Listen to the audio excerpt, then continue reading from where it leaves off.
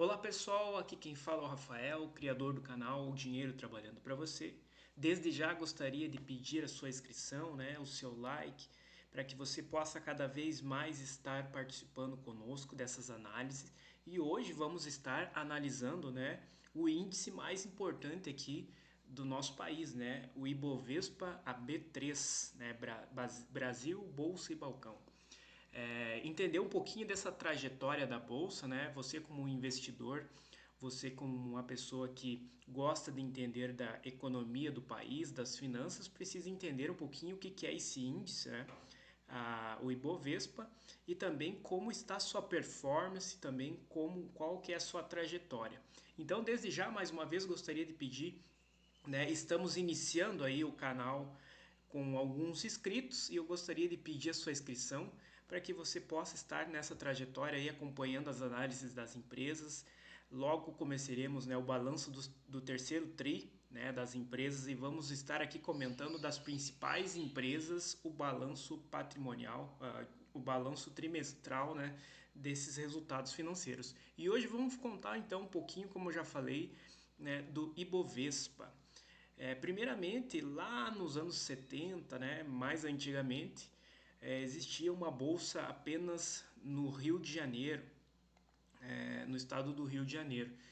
E posteriormente foi ocorrendo algumas fusões, e com o passar do tempo, o Ibovespa veio ser concretizado lá em São Paulo, aonde é até hoje sua matriz, onde funciona todo o sistema financeiro de negociação, de empresas aí, das participações acionárias.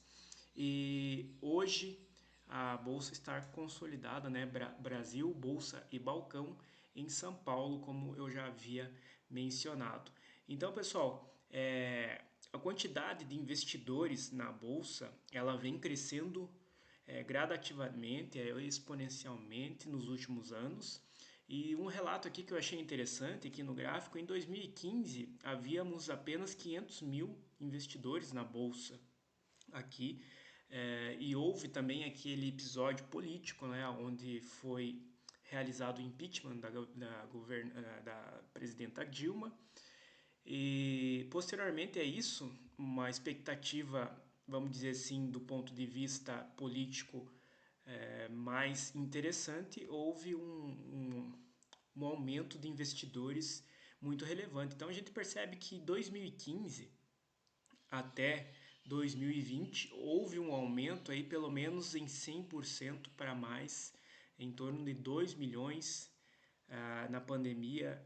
Então a gente sai de um cenário de 500 mil investidores para um patamar de 2 milhões de investidores em questão de 5 anos. Então, como eu já falei, nesse movimento político, houve esse aumento e também ali na pandemia o aumento gradativo de influencers, de educadores financeiros, aumentando cada vez mais no YouTube, na internet, os conteúdos, os blogs referente às finanças.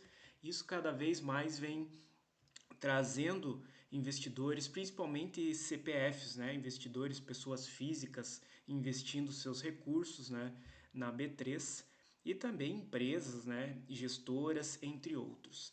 Em 2021, então, houve um aumento aí de 2 milhões para 3 milhões de investidores, e também agora em 2023, com esse gráfico aqui atualizado. Olha só que interessante esse gráfico aqui. Esse gráfico até com proporções de mulheres, e proporções de homens, de 0,6, ou seja, 600 mil, como eu falei, em 2015 eram 500 mil. A gente nunca pode cravar um número certo, mas gira em torno desses patamares. Em 2013, de 600 mil investidores, passando então para 2020 para 2 milhões, Aqui 3 milhões no total, Aqui ele faz um panorama entre mulheres e homens. 5 milhões ali, na metade de 2020, 21, 2022, 5,8 milhões de investidores e chegando aqui, ó, nesse ano onde estamos, atualizado, 2023, para o patamar de 6,2 milhões de investidores. Que interessante, né? E a gente pode ver que a maioria são homens, né, investidores da bolsa. Interessante saber isso, que os homens estão um pouco mais ativos na bolsa. São cerca de 4,8 milhões de investidores homens para uma cerca de 1,4 milhões de investidoras mulheres. Ok, pessoal? Interessantíssimo esse gráfico e aqui é um ponto de vista, uma opinião minha. Acredito que cada vez mais entrantes na bolsa, mais pessoas vão abrindo os olhos para uma organização financeira familiar mais adequada, vamos dizer assim, e eu acredito numa expansão maior ainda nos próximos anos.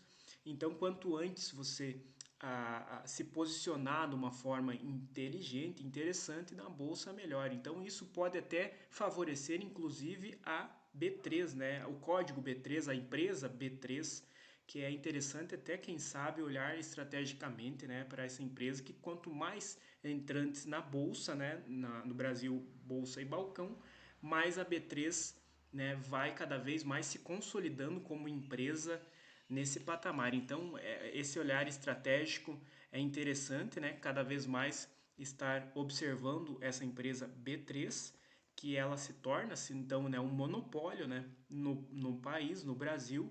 Então, ela vai sendo cada vez mais favorecida com esses novos entrantes aí. A gente pode, talvez, né, estimar nos próximos anos milhares e milhares e milhões de brasileiros cada vez mais entrando na bolsa. Certo? Se nós formos olharmos então o gráfico, né? A gente tem um gráfico aqui na B3 no próprio Google, né? Você pode acompanhar por dia, por mês, por ano ou no máximo, como eu estou fazendo aqui.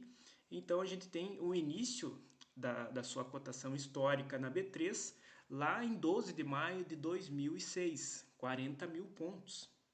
É, então a questão da pontuação é algo muito importante, muito interessante também. Né? A gente tem muitas empresas, né, posicionadas na B3, entre elas temos grandes players, né, do mercado, e entre eles eu posso citar aqui Petrobras e Vale, né, entre outras empresas aí. Cada vez que essas empresas flutuam no mercado diário, né, do dia a dia, do dia útil da bolsa, esse índice, né, ele vai se movimentando. É claro que não é apenas essas duas empresas, né, mas elas são as de maior peso dentro da bolsa, e conforme o mercado atende essas empresas positivamente ou negativamente, a bolsa ela torna a levar uma certa direção, inclusive de acordo com a direção dessas empresas. Então, lá em 12 de maio de 2006, 40 mil pontos, né? A gente pode identificar essa questão da pontuação como se você tivesse todo, né, dentro da bolsa, várias empresas que você conseguisse obter essas empresas, né, na sua totalidade com cerca de 40 mil reais. Mais ou menos a gente pode identificar dessa forma. Então, se você não sabia disso, né, você fica sabendo agora. Então, a gente tem aqui, logo de início, né, uma alavancagem aí da bolsa lá no ano 2008, né, alcançando seu topo em 73 mil pontos.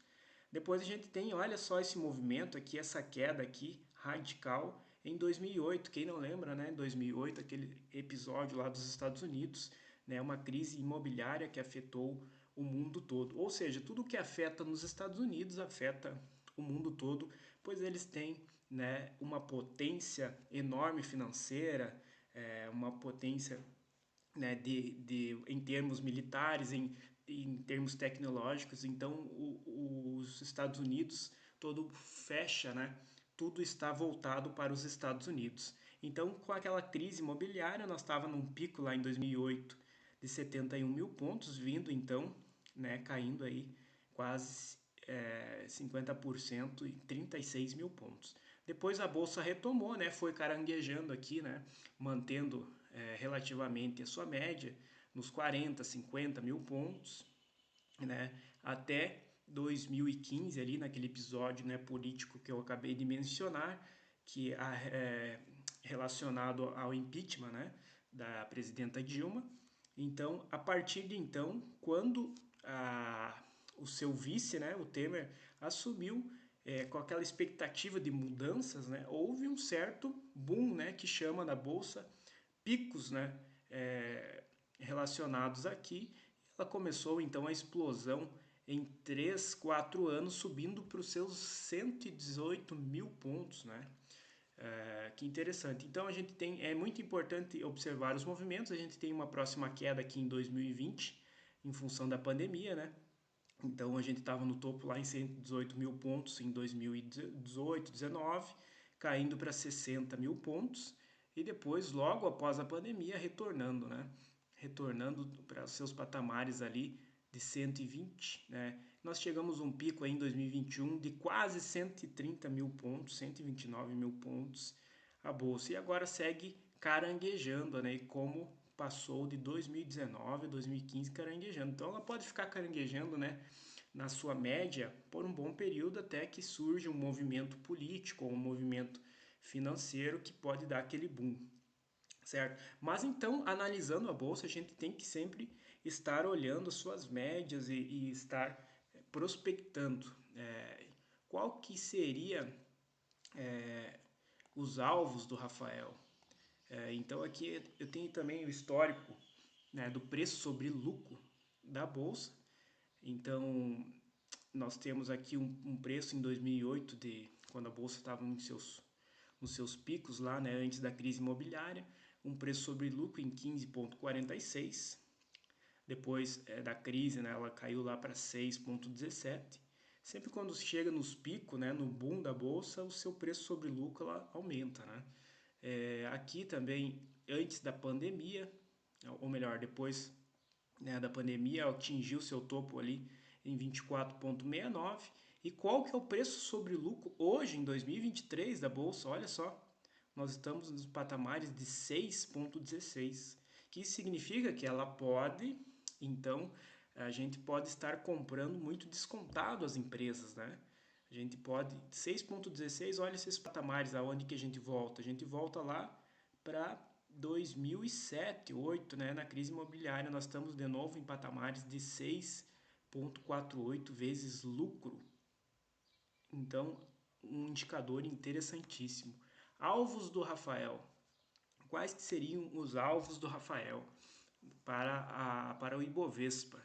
Então, o Rafael que tem seus alvos aqui, tem também os seus indicadores para a Bolsa, através de gráficos, e o Ibovespa ele vem performando numa média em 2023 de 111 mil pontos, aqui quase batendo 112, né?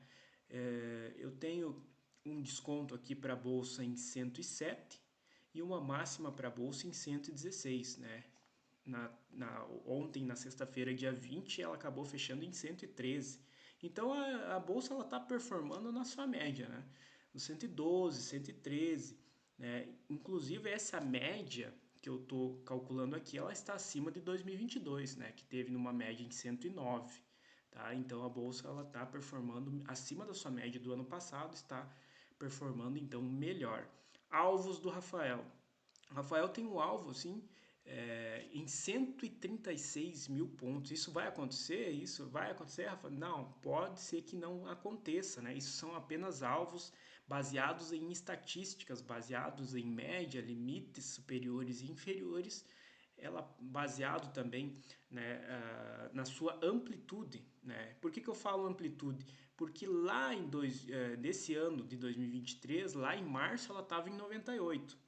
Então, da sua mínima em 98 mil pontos até a sua máxima, que foi lá em julho, de 98 mil pontos a 121 mil pontos, são cerca de 20 mil pontos em questões de meses aí, né? De março a julho ela subiu muito rapidamente a 20 mil pontos. Então, por que da sua média hoje em 112 ela não pode subir mais 20 mil pontos a 136? Então, são questões estatísticas que é muito importante estar atento, né, na Bolsa Brasileira. E esse é o alvo do Rafael. Errei, pessoal, temos mais desconto. A gente já viu que o preço sobre lucro da Bolsa está muito atraente, né, em 6 vezes lucros, né, e muito baixo. Errei, então a Bolsa pode chegar a seus 100 mil pontos, aos seus 90 mil pontos, e o desconto máximo aí 87 mil pontos. Pessoal, se inscreva no canal, o canal está começando agora. Hoje foi uma análise da bolsa, espero que vocês tenham gostado da trajetória da bolsa, do seu histórico e das suas perspectivas e tendências futuras aí. Um forte abraço, espero vocês aí para mais análises aí também e também os balanços trimestrais. Até a próxima.